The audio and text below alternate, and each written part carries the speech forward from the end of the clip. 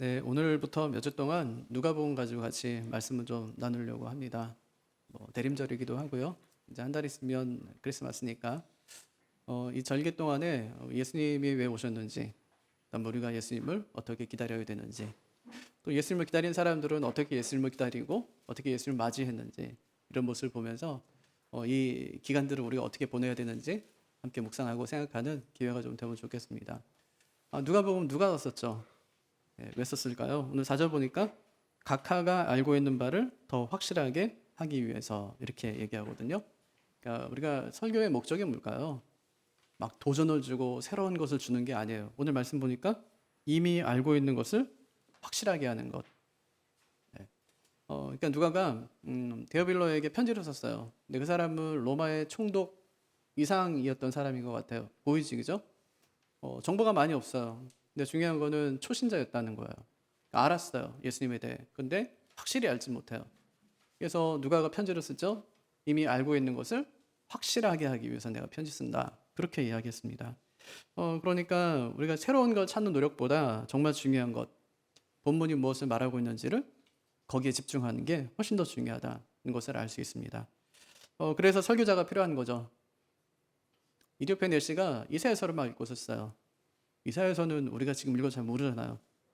진짜 어렵고 또 길고 막 이래가지고 막 회피하고 이제 그런 책인데 그거 막 읽고 있었어요. 그랬더니 집사 빌립이 가서 물어요. 읽은 것은 이해했냐? 이제 물었더니 하는 말이 뭐냐면 지도하는 사람이 없는데 어떻게 이해할 수가 있냐? 그렇게 대답하거든요. 설교자가 왜 필요할까? 왜 목사가 필요할까? 이미 알고 있는 것을 더 확실하게 알게 하기 위해서. 그래서 목사가 필요하고 그래서 설교가 있는 겁니다. 그러니까 설교는 막 도전 주는 게 아니에요. 그거는 저기 세상에 있는 자기 개발하는 분들 있잖아요. 예, 그런 강사들 훨씬 더 잘해요. 김창학 교수 이런 사람들 들으면 막 그냥 쏙쏙 오잖아요. 막 우울한 거 막 어떻게 떨쳐야 되지 다 방법도 알 것 같고 막 그렇잖아요. 실제로 자기발서를 많이 읽어보면은 힘이 생기고 용기가 생겨요. 한번 해볼까 이런 마음이 생기거든요. 며칠이요? 한 3일? 잘 안 돼요. 쉽지 않다고요. 그건 그 사람이 한 거예요. 예, 그리고 그 책이 다 사실이지는 않을 거예요. 예, 중간중간에 아마 좀 가미된 이야기들도 많이 있을 거예요. 책이니까 그냥. 예, 동기부여하고 이제 그런 책이니까요. 근데 설교는 그런 게 아니에요. 동기부여하고 이런 시간이 아니에요. 어디 뭐 예수님의 설교 중에 제자들의 설교 중에 어디 뭐 동기부여하고 막 힘을 주고 막 적극적으로 살라 뭐 한번 인생 한번 펼쳐봐라 그런 얘기가 어디 있어요? 그냥 뭐만 있어요? 예수님의 십자가와 부활 그 사건밖에 없어요.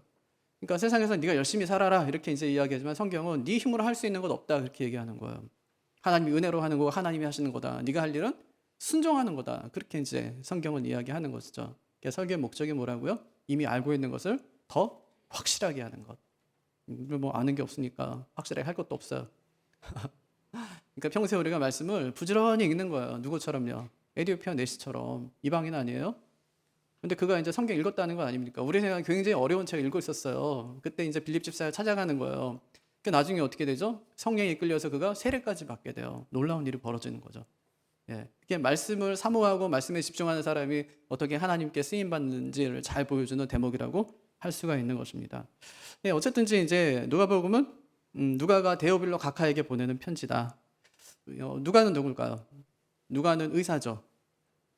또 그는 탁월한 역사가였어요. 그래서 오늘 말씀 1절과 2절을 보면 대충 이런 내용이에요. 우리 중에 이루어진 사실에 대하여 처음부터 자세히 살핀다는 말은 이것이 역사가 다운 면모죠. 이렇게 잘 보여지는 거고요.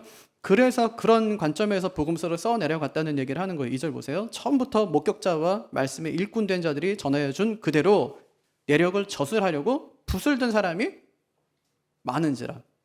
이거 지금 사복음서만이 아니라 이런 엄청난 책들을 지금 많이 썼다는 거예요. 도울 김영옥 선생이 뭐 누가복음, 요한복음도 막 쓰고요. 뭐 도마복음 막 이런 것도 막 막 강의하고요. 그렇게 했단 말이에요. 그런 책들 수많은 책들이 많단 말이에요. 그러니까 그거를 그 수많은 책들 정말 수십 권이 될 수도 있고 수백 권이 될 수도 있는데 그중에서 딱 네 권의 책만 복음서로 하나님 말씀으로 인정하기까지 하나님의 간섭하심이 있었을까요, 없었을까요? 틀림없이 있죠. 그러니까 진짜 중요한 건 뭐냐면 성경이 어떻게 정경화됐느냐에서 가장 중요한 게 뭐겠어요? 누가 썼냐? 그게 어디서 읽혔냐가 제일 중요한 거예요. 누가 썼고 어디서 읽혔고 언제 읽혔냐가 굉장히 중요해요. 예배 시간에 읽혔냐? 그걸 사도들이 썼냐 아니면 선지자가 썼냐, 요게 진짜 중요하거든요. 그러니까 성경 한번 보십시오. 누가 썼는지. 구약은 대부분이 선지자들이 써요. 신약은요 거의가 사도들이 쓴단 말이에요. 그러니까 누가 썼냐가 굉장히 중요하단 말이에요. 지역적인 거 다 치우고 진짜 예수님 곁에서 예수님과 함께 동행했던 사람들, 하나님 말씀을 직접 들었던 사람들, 결국 역사 속에서 하나님께서 그를 통해서 민족을 이끌어갔던 사람들이 쓴 책, 하나님께 특별히 그들에게 계시하셔서 쓴 책들이 모아져서 지금 우리에게 이제 우리 손에 들어와 있게 되는 거죠. 누가도 그들 중에 한 사람이었다고 얘기하는 거예요.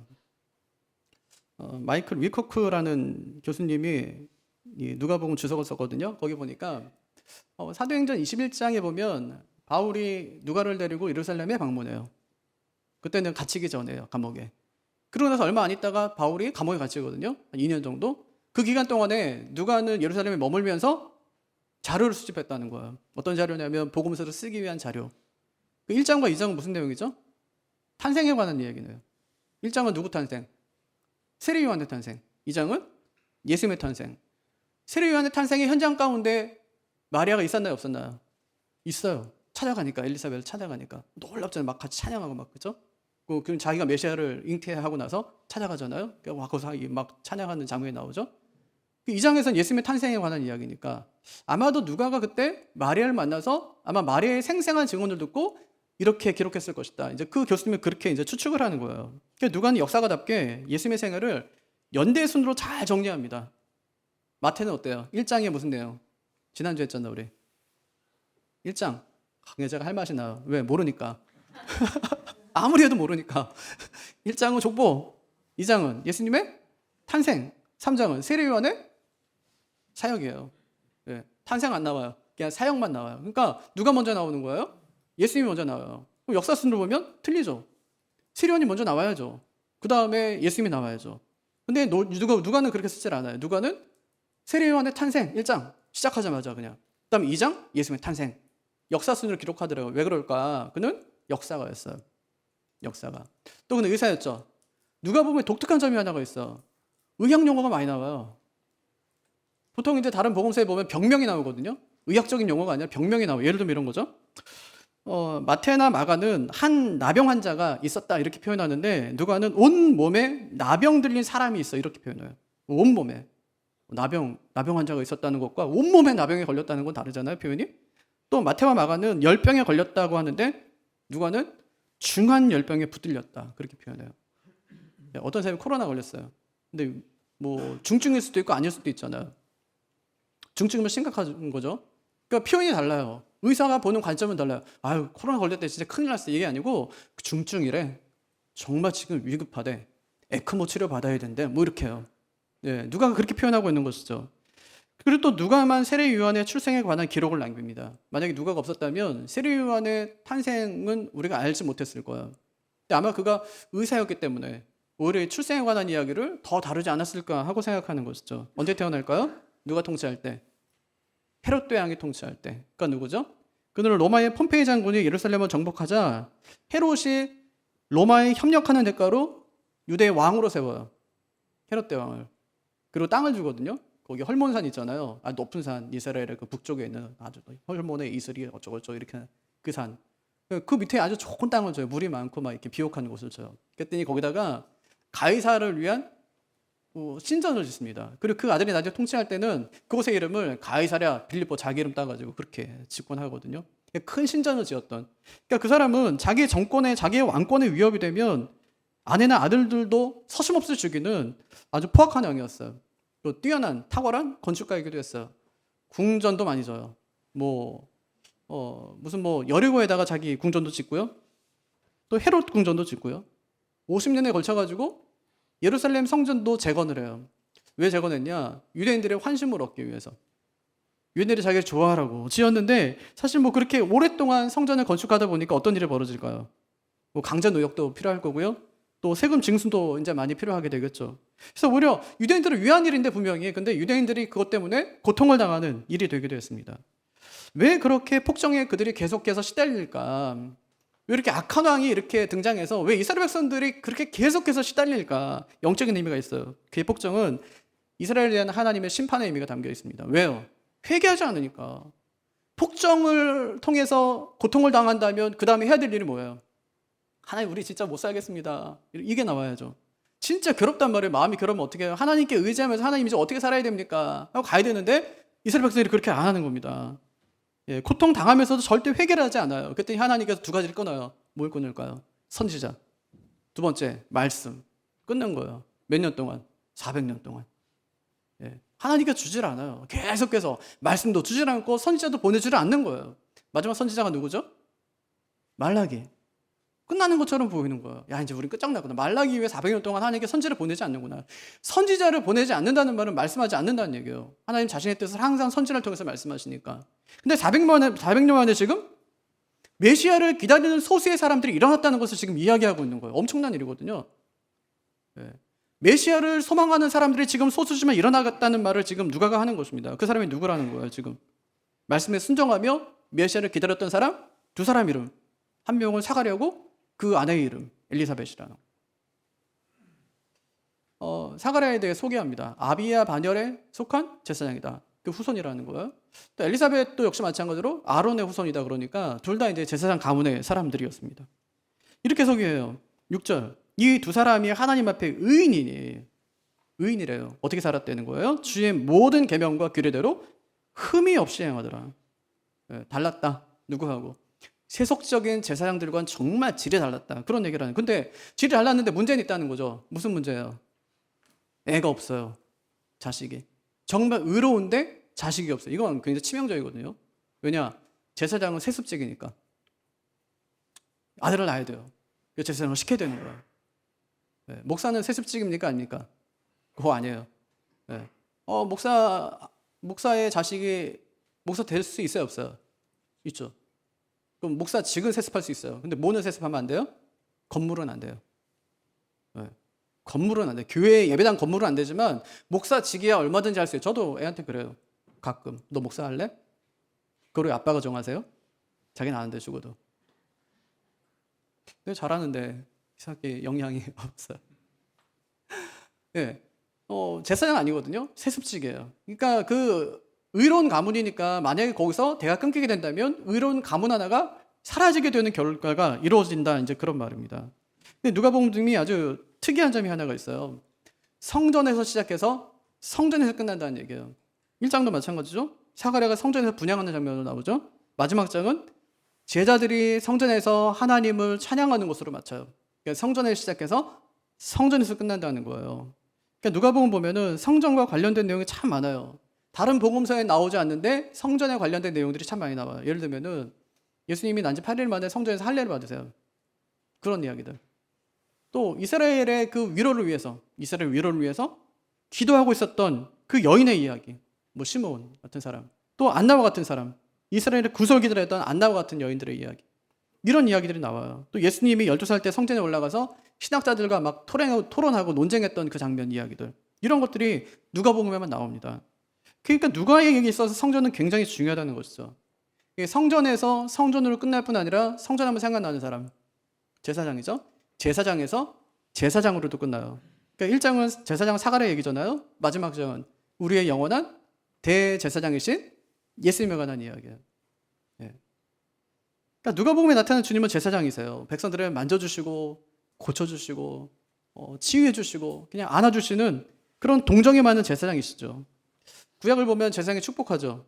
민수기 6장 말씀 가지고 아론의 축복이라고 그러죠. 축복하는데 우리 예수님도 승천하시기 전에 제자들을 축복하세요. 그러니까 이처럼 누가는 제사장으로 시작해서 제사장으로 이 누가복음을 맺는다는 것입니다. 근데 두 제사장 사이에는 차이가 있다는 거예요. 사가랴는 백성을 축복할 수도 없어요. 오늘 말씀 보니까 왜 그렇죠? 말을 못해요. 축복할 수가 없어요. 네. 왜 말을 못할까요? 말씀을 의심했어요. 그래서 제사장의 기능이 멈춰진 것이죠. 이것은요, 달리 생각하면, 구약의 제사장의 직무는 이제 끝난 거구나. 여기까지구나. 이제 세례요한이 오고 6개월 전 예수님이 오실 텐데, 그럼 완전히 새로운 그 대제사장이 이제는 세상에서 제사의 직분을 감당하시는구나 하는 것을 여기서 진짜 마지막으로 보여주는 거예요, 이 장면이. 그래서 구약의 제사장직이 끝났다는 것은 우리에게 더 나은 제사장이 필요함을 우리에게 보여주는 것입니다. 그리고 실제로 2장에 보니까 더 나은 제사장이 등장하세요. 그분이 예수님이시죠. 그래서 오늘 말씀 핵심은 구약의 제사장직이 침묵을 지켰다, 그런 거예요. 구약의 제사장직이 침묵을 지켰다. 어떤 역할을 했다는 게 아니에요. 지금 제사는 막 드리고 있고 하나님 앞에 번제도 소제도 전제도 드리고 있지만, 그런데 하나님께서 그 제사를 받지 않는 거죠. 끝난 거예요. 구약의 이제 그 제사장 이제 끝난 거죠. 성전문 닫아라, 이거 언제 말씀하시죠?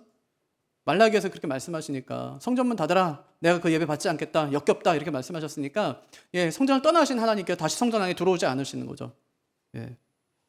그래서 왜 하나님께서 그렇게 하셨을까? 먼저 사가랴의 실수를 좀 살펴보겠습니다.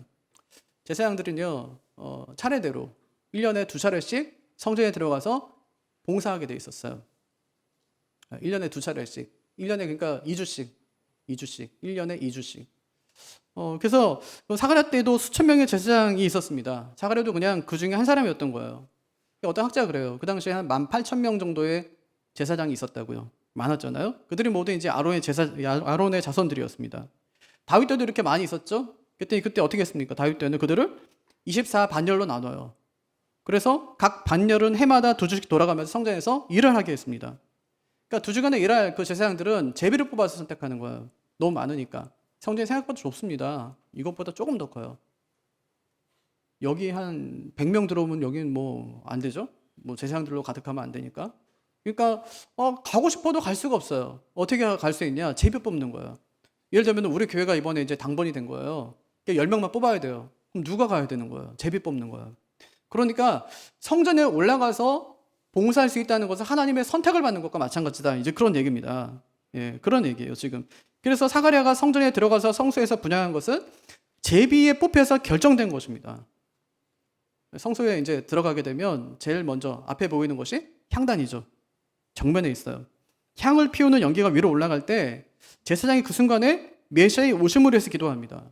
그럼 그때 천사가 내려와서 기도의 응답을 가져다 주는 거예요. 근데 그 응답을 받은 지가 벌써 400년이 넘었단 말이에요. 말라기 이후에 말씀이 끊어졌기 때문에. 근데 400년 만에 하나님의 말씀이 지금 임하는 것입니다. 사가랴가 분향할 때 천사가 나타나요. 그에게 놀라운 일을 말해주는 거예요. 네가 아들 낳게 될 거다. 첫째.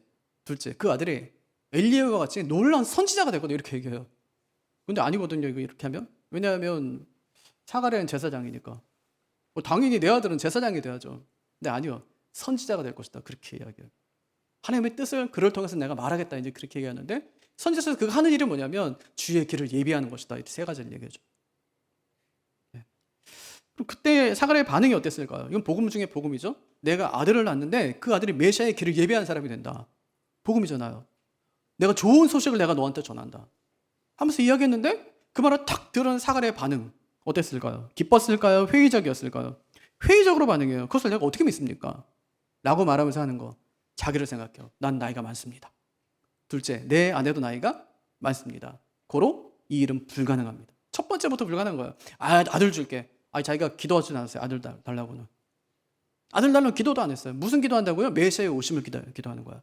그냥 우리가 왜 그 성례를 하게 되면은 거기에 짜여진 얘기대로, 그냥 내용대로, 기도도 그냥 짜여진 내용대로 그냥 제사장들이 하는 의례적인 그런 기도를 한 것입니다, 그냥. 근데 하나님께 놀랍게도 그 기도를 들으시고 응답하시는 거예요. 천사의 말을 의심해요. 나이가 많다는 거죠? 몇 살쯤 됐을까요? 7절 보고 18절 보고 36절 보니까 두 가지 정보를 줘요. 나이가 많고 늙었대요. 두 번째는 자식이 없다, 이제 그런 얘기 정도 하거든요. 나이가 많으면 뭐 자식 낳기가 어렵죠. 근데 그는 그래서 안 된다는 사실을 여기서 얘기해 주는 거예요. 왜 그럴까요? 첫째, 하나님께서 보실 때 의로운 사람이니까. 의로움의 증거가 뭐라고 그랬어요? 하나님 말씀 잘 지키는 거, 규례 잘 지키는 거. 그러고 살았어요. 근데 하나님 말씀이 임한 거예요. 근데 어떻게 해요? 불순종. 희한하죠, 그죠? 하나님이 말씀하지 않으실 때 그냥 말씀을 보고 읽고 또 말씀대로 살아갈 때는 얼마든지 말씀대로 순종하면서 의롭다고 여기 인정을 받았었는데, 막상 하나님께서 오셔가지고 진짜 하나님 말씀을 전했더니 그걸 믿지 않아요. 두 번째, 제사장이면 누구 생각해야 돼요? 하나님께서 아들 줄게 이럴 때 아브라함 생각해야죠. 사라를 생각해야죠. 하나님께서 아브라함에게 100세의 아들을 주셨듯이, 사라가 90세 되었을 때 아들을 주셨듯이, 하나님이 하시면 얼마든지 나에게도 우리에게도 아들을 주실 수 있습니다 하고 아멘 했어야 되는데, 그걸 그가 못한 것입니다. 그럼에도 사가랴는 자신의 위치를 잊어버리죠, 그냥. 그리고 회의주의와 불신앙에 빠지고 맙니다. 자신이 제사장으로서 지금 분양하고 있다는 것을 잊어버리고 만 것이죠. 다 오는 게 아니라니까요. 하나님이 특별히 뽑아서 오는 사람들이에요. 그럼 제비는 누가 뽑죠? 잠언 6장에 보면, 16장에 보면 제비는 사람이 뽑아요. 그런데 모든 일을 작정하는 것은 누구한테 있느니라? 여호와께 있느니라. 네, 내가 뽑았어요.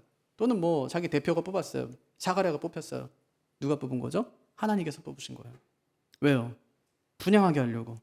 왜요? 응답하려고. 무엇을요? 그들이 한 기도를. 그 기도가 뭔데요? 메시아를 보내주소서. 기도한 것에 대해서 응답하기 위해서. 그래서 제사장들은 지금 이 분향단 앞에서 기도하고 엎드려서 기도하고 그가 기도할 때에 다른 모든 백성들은 밖에서 다 그 기도를 같이 하는 거예요. 메시아를 보내주십시오. 메시아를 보내주십시오.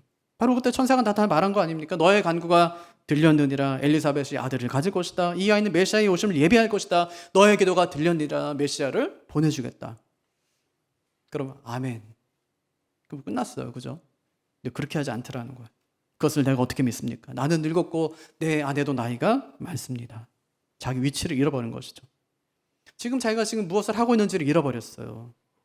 지금 한 번도 하나님의 응답을 받아본 적이 없기 때문에 그럴 수도 있고 한 번도 이런 경험을 들어본 적도 없어요.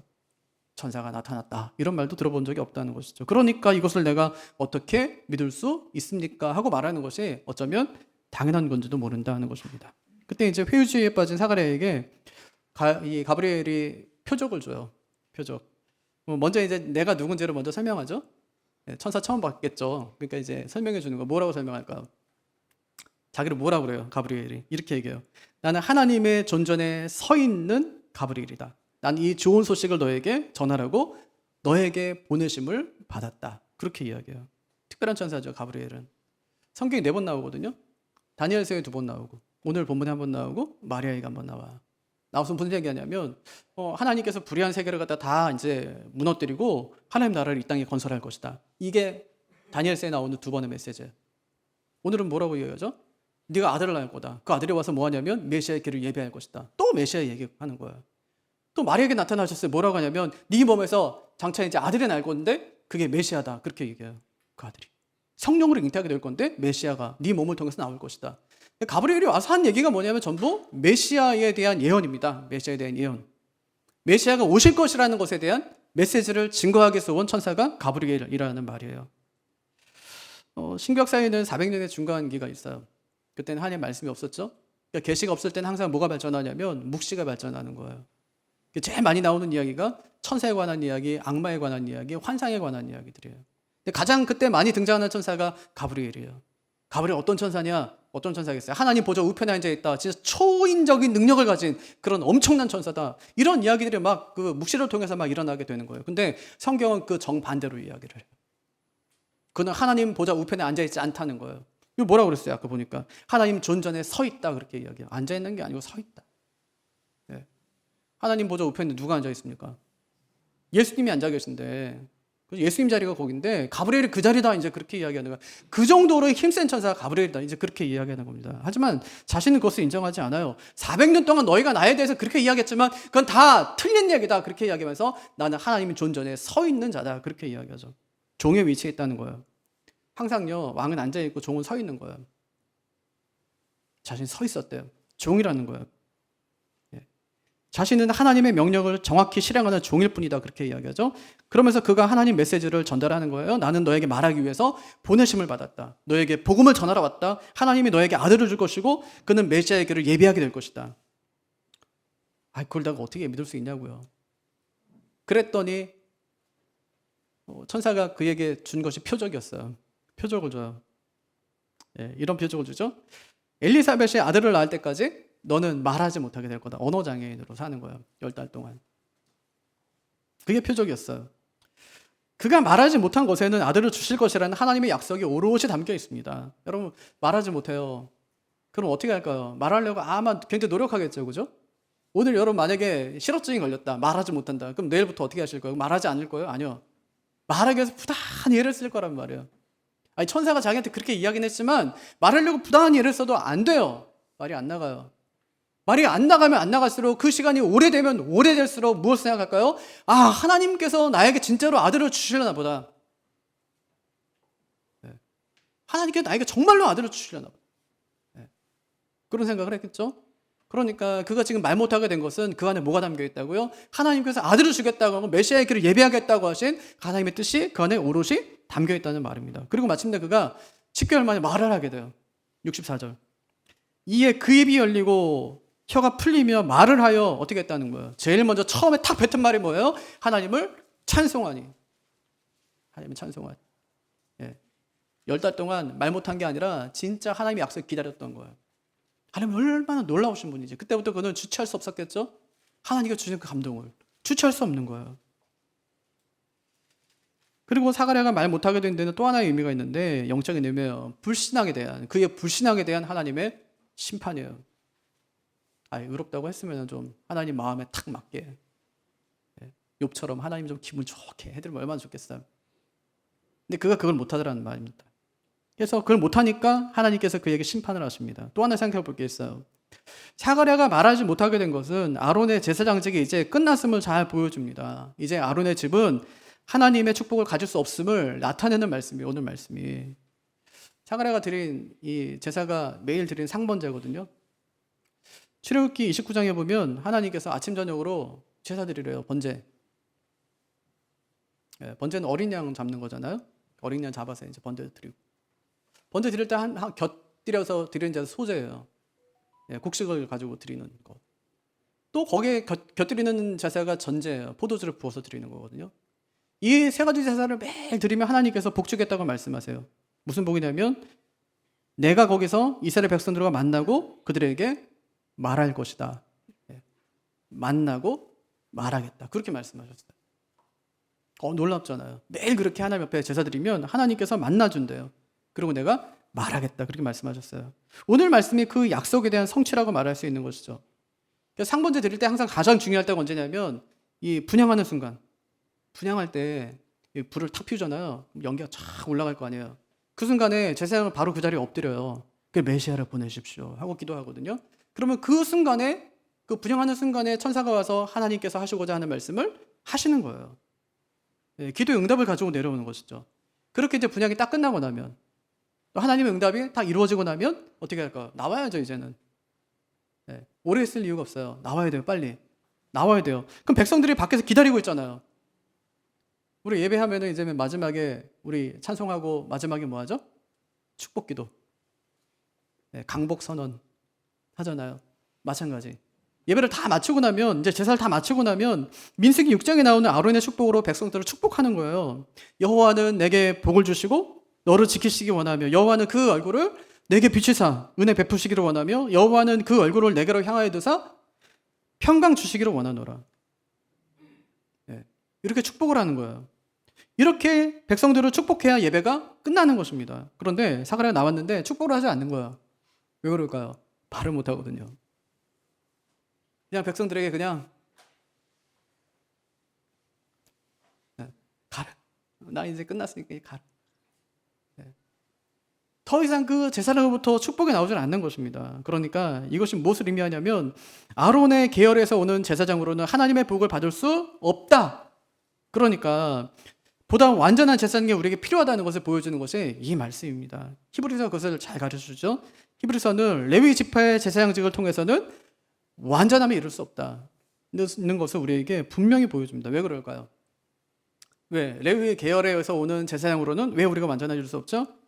그들은 하나님의 백성을 완전히 할 수 없으니까. 그들은 자신의 죄의 문제도 해결할 수 없는 사람들이니까. 또 죄에 대한 하나님의 분노도 진정시킬 수 없기 때문에. 또 그들이 드리는 제사는 끝이 없어요. 그들이 희생 제사는 끝이 없다고요. 그 끝없는 반복으로는 결코 백성들을 완전하게 할 수 없는 것이죠. 그래서 아론의 계열의 제사장들의 무능력은 우리에게 또 다른 제사장이 와야 함을 기대하게 한다는 것입니다. 사가랴가 말 못하게 된 것은 오히려 더 크게 계시를 선포하는 것이 됩니다. 사가랴의 침묵은 오히려 귀청을 터지게 만드는, 그 귀청 터지게 외치는 것이 되는 거예요. 뭐라고요? 다른 곳을 보라. 구원을 위하여 아론의 집을 보지 말고 다른 곳을 보라. 이것을 외치고 있는 것이죠. 어디 봐야 될까요? 하나님 백성들이 다른 곳 봐야 되는데 어디 봐야 될까요? 가브리엘이 말한 그 한 분을 바라봐야 돼요. 예수 그리스도. 그 메시아를 바라보라고 지금 사가랴가 또 가브리엘이 지금 우리에게 외치고 있는 것입니다. 그래서 오늘 말씀은 복음의 시작을 알려줘요. 그 시작이 뭐냐면 메시아의 오심을 알려줄 선지자가 태어난다는 거예요. 선지자가 태어난다. 그러면서 두 아이의 탄생을 비교합니다. 비슷한 점 참 많아요. 근데 아주 분명한 차이점 하나가 있습니다. 그게 뭐냐면 예수 그리스도가 그보다 훨씬 더 위대하다 하는 것을 보여주죠. 네, 사가랴가 분향을 마치고 성소에서 나왔을 때 백성들은 아마 축복받기를 엄청 기대했을 거예요. 하나님의 그 축복 받기를 막 기대했을 거예요. 근데 말문이 막힌 사가랴를 보면서 엄청 실망했을 겁니다. 하지만 우리는 누가복음 마지막 장에서 사가랴와 달리 사망의 권세를 이기시고 죽음에서 부활하신 예수님께서 유일한 대제사장으로서 손을 들어서 제자들을 축복할 수 있는 그 장면을 보게 됩니다.